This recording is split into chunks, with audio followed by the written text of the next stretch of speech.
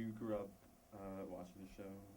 What was it about Gene Roddenberry's vision, or even other shows like, I assume, like Twilight Zone with Rod Serling? I assume that those writers influenced you. So how would you say that? Star Trek was a big influence on me when I was growing up in the 70s. The original series Star Trek was in syndication at that point. I didn't really see it on the air in its original run in the 60s, but I saw it in the 70s, 5 days a week. It was on after school when I came home, and it was hugely influential. There was something about the idealism of that show.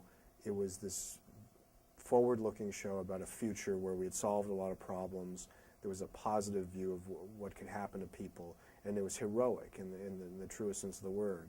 James Kirk, on a fundamental level, was an influential person in my life. I mean, he was a fictional hero of mine, and the way he carried himself and the way he dealt with problems and the kind of man he was were things that I aspired to be.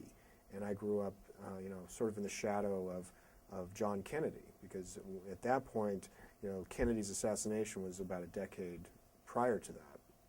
And I grew up in sort of an era when he was still being mythologized, and he was the martyred president that everyone still missed, and his death was still, a very raw nerve in the nation.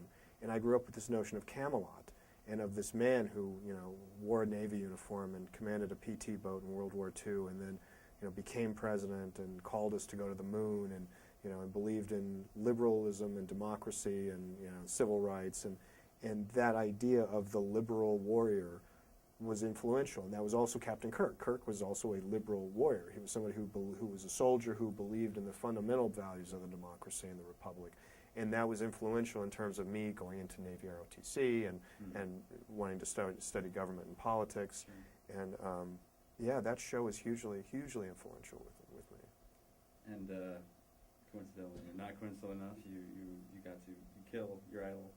I killed my idol. I don't. The psychological ramifications of that have yet to be defined, but I really wanted to write the story of Kirk's death, and I couldn't tell you why. There must be some Freudian or Jungian kind of answer to it all. But yeah, I actually killed a childhood hero, and that's a strange thing to have done. Do you feel satisfied? I know the community sometimes feels that the Kirk death was not as glorious as it could have been.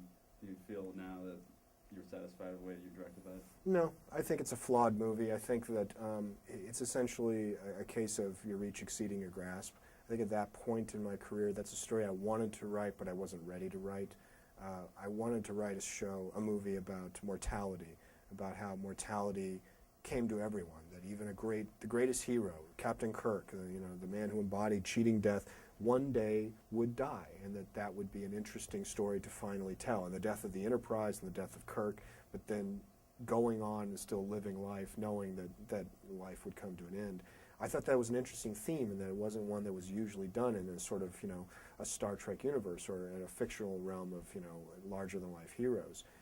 And I just wasn't prepared to write that story at that time in my life. I was too young. I don't think I was too green, and I didn't have the gravitas, as it were, to really tackle that story.